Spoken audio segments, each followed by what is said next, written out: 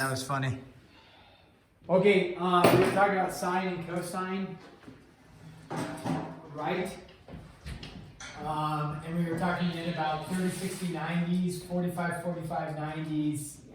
And so one of the things that we need to or should recognize is that when we talk about the sine of, let's say, 30 degrees, that then is our, we're looking at a ratio. You can use your calculator, you know, on problems, but if there is, like our unit circle quizzes and stuff, if I said the sine of 30 degrees, you have to be able to, without a calculator, recognize that that is 30 degrees like this, making a 30, 60, 90, and sine is the relationship of y over r.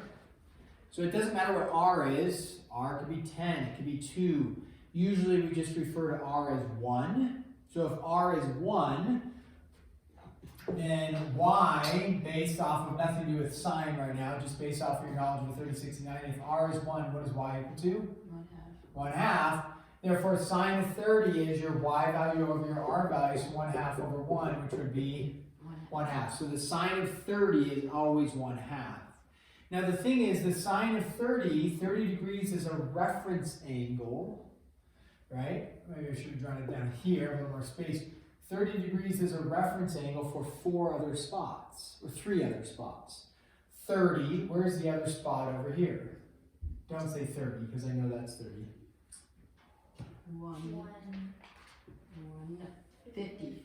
150 degrees. So what would the sine of 150 be?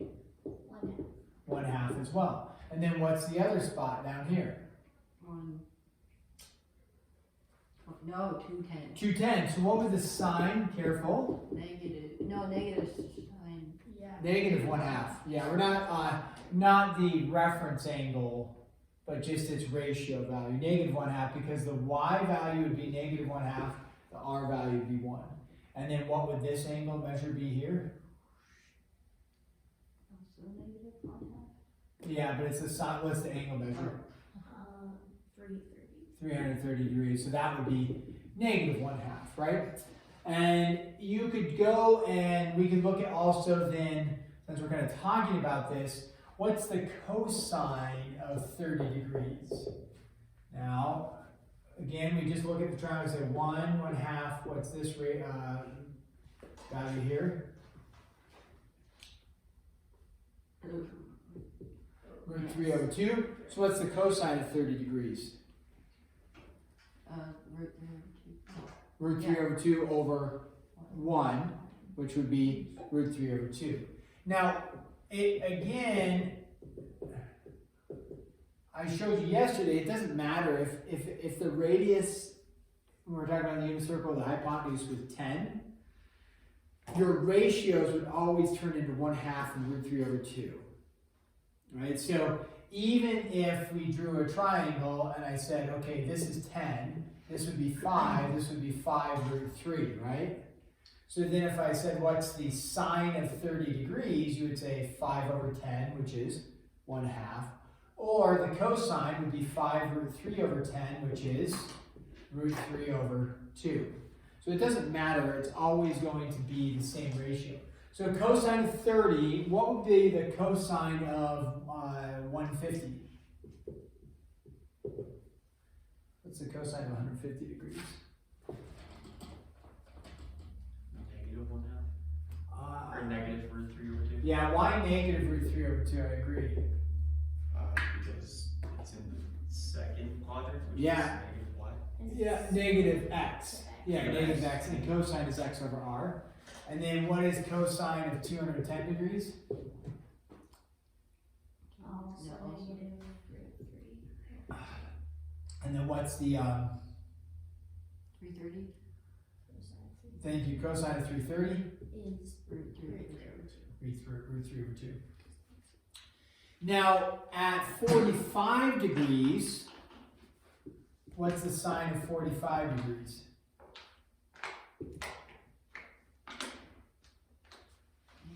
Sorry, I'm scattered all over the place here. But Here, draw this out real quick. sine of 45 degrees is, Root 2. And the root is root 2? No. Wait. remember it's a ratio, which a ratio technically could just end up being root 2, but in this case it's not. Remember, we talked about it yesterday, at least at the very end, 45-degree triangle. If this is 1, what's this value here? Oh, Not root 2, because that would be bigger than 1, and the hypotenuse can't be smaller than the sides. It is root 2, Something. but is it bigger or smaller? it's root 2 over 2. It's 1 divided by root 2, which is what? Which is your charge. Root 2 over 2. So therefore, the sine of 45 is root 2 over 2. Because 1 over root 2 is the same thing as root 2 over 2. So the sine of 45 is root 2 over 2 over 1. So it's just what? Root 2 over 2. And then the cosine would be the same thing, right? Because it's a 45, 45. It's an isosceles triangle. So cosine of 45 is root 2 over 2. Then we march it around. It's 45, it's 135, it's 225, and then the positive and negatives thereof. And that takes care of your whole unit circle right there.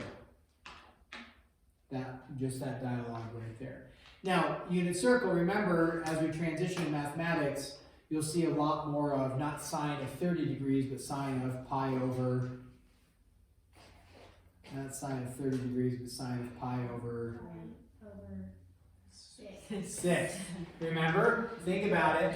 It's split into 1, 2, 3, 4, 5, 6 parts. And then for the 45-degree components, it's split into 1, 2, 3, 4. 4 parts. So it's sixths and fourths. Or you could say twelfths, but the first thing we see is pi over 6, right? So it's easier, I think, easier to, thanks to Larissa. If you're watching this video, thank you, Larissa. I forgot it. It's split into sixths, which is easier to think about. But okay, so that's the unit circle. Now, the graph of because the book will show something like this, the graph of let's start with a sine function. The graph of sine theta or sine x will look like this.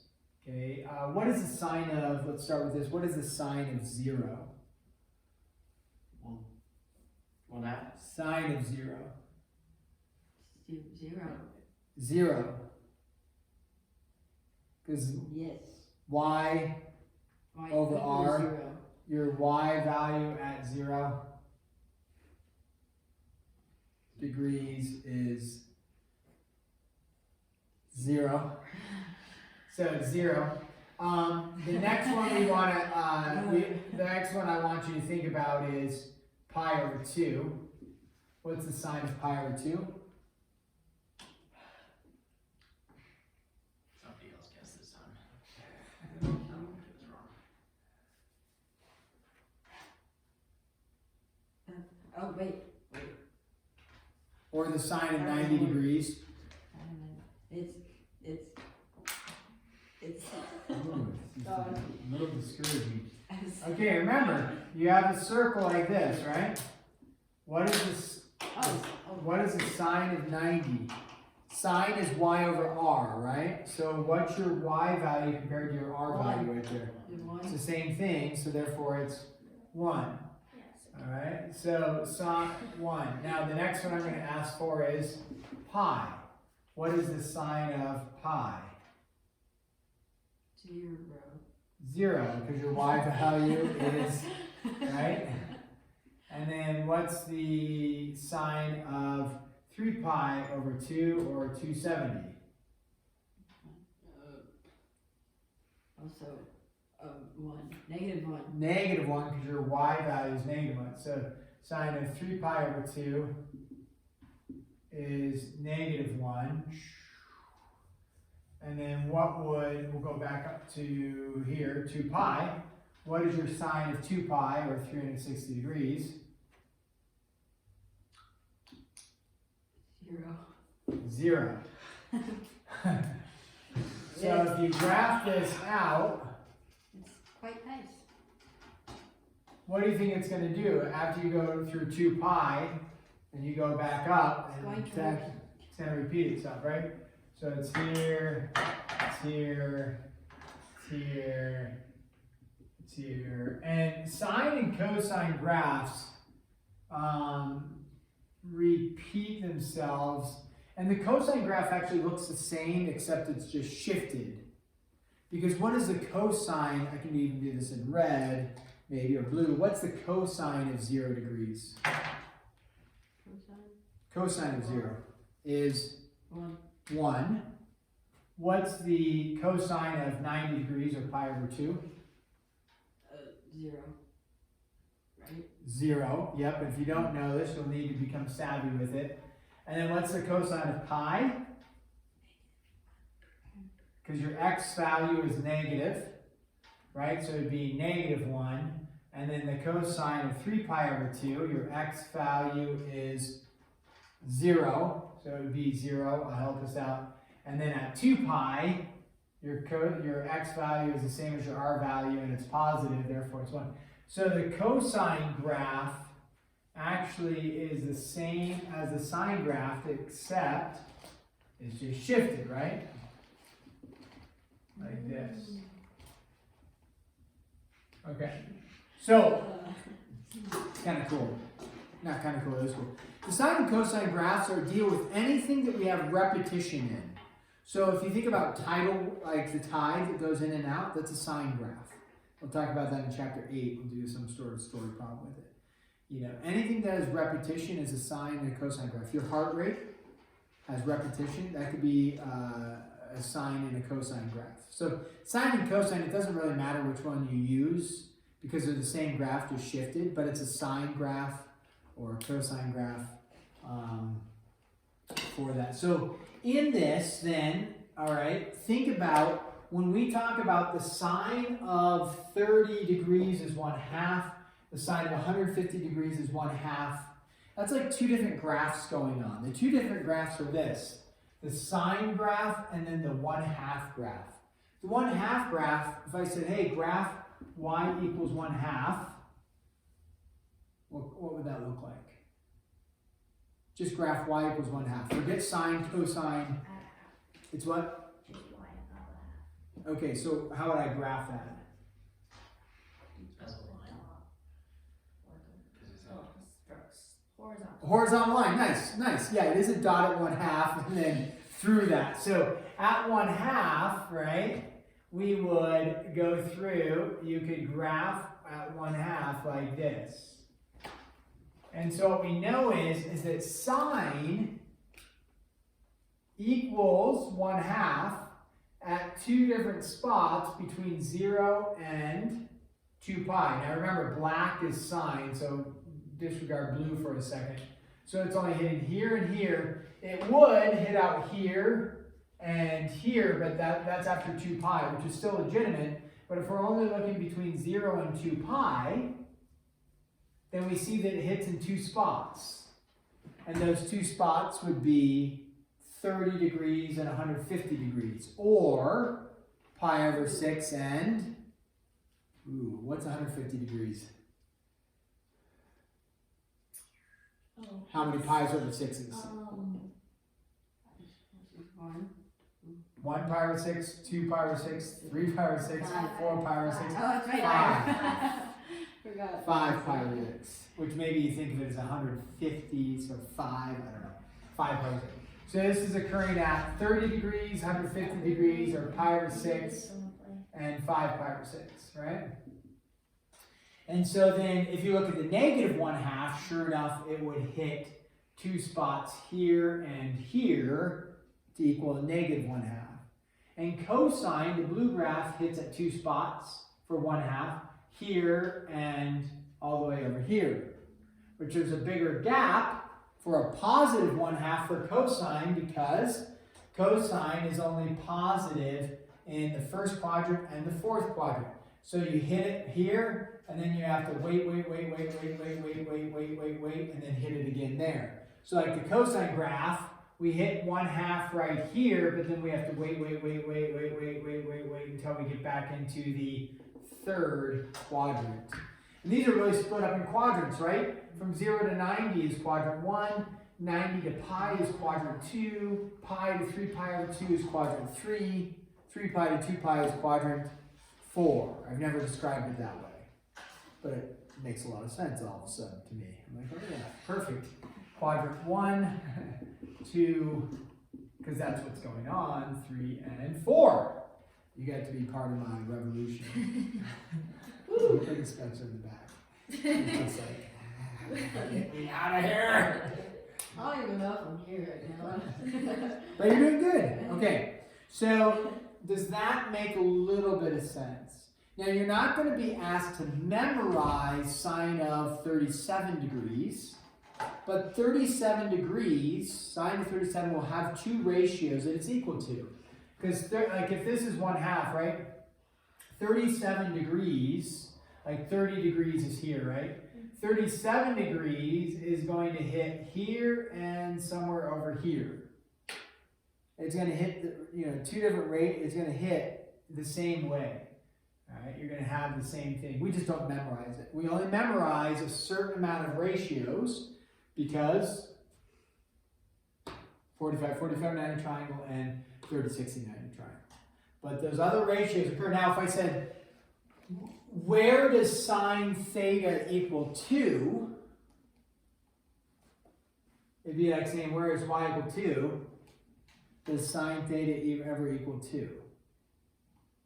No, because remember, sine theta equaling 2, we have to think, wait a second, sine is y over r, where r is like your hypotenuse, if you will, right? It's your radius, it's your hypotenuse.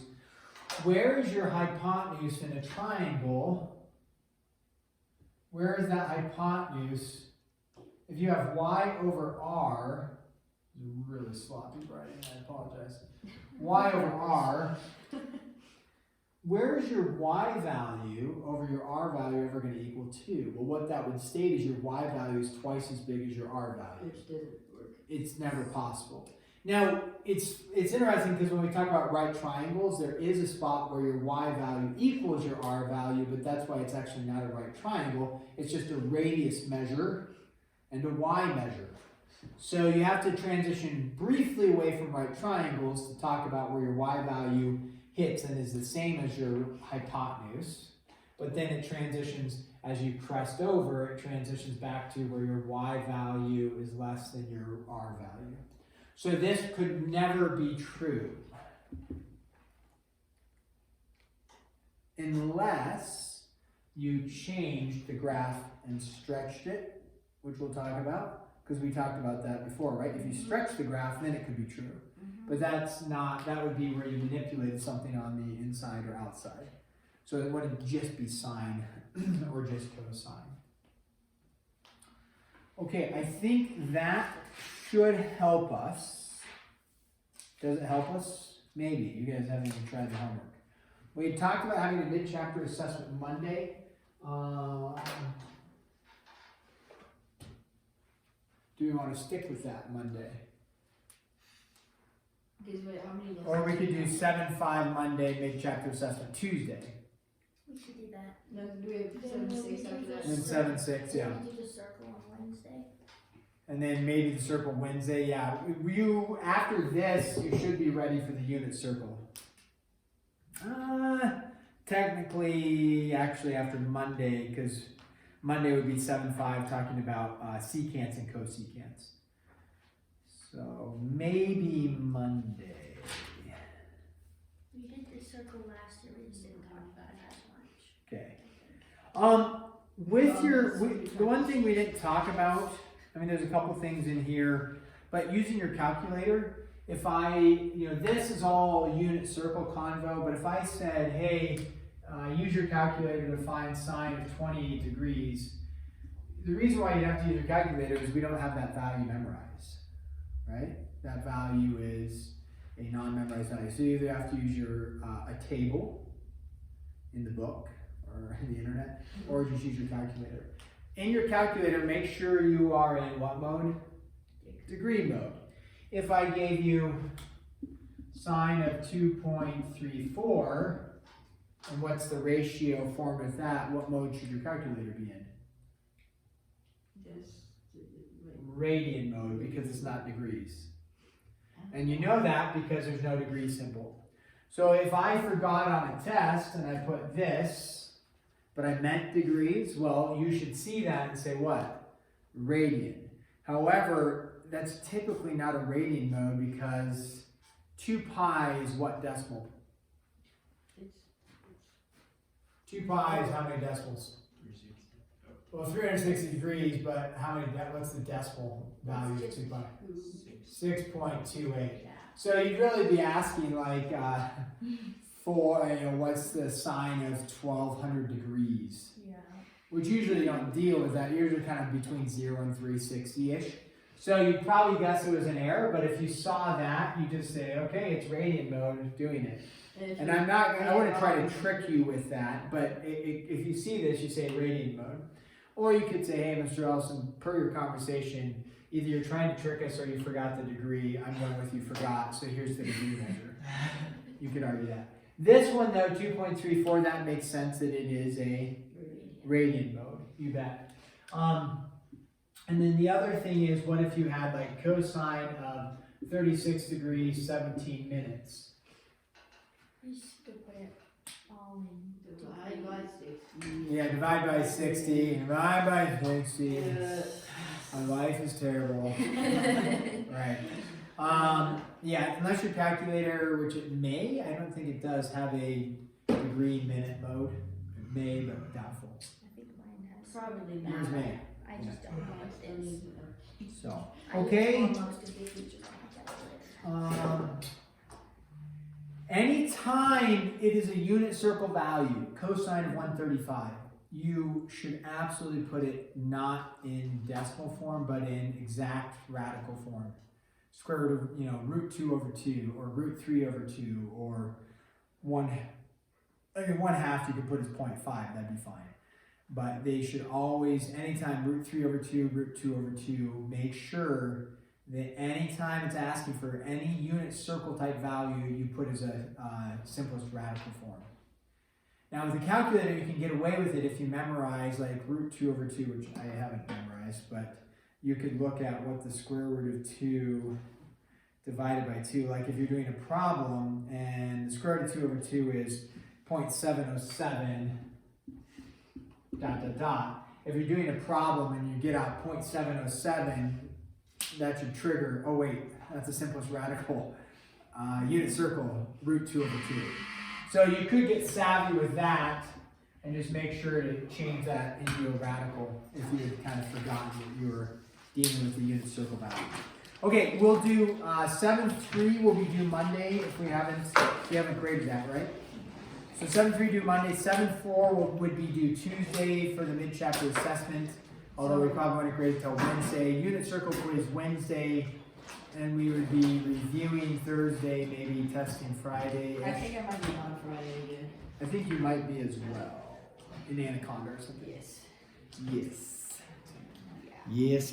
Yeah. No,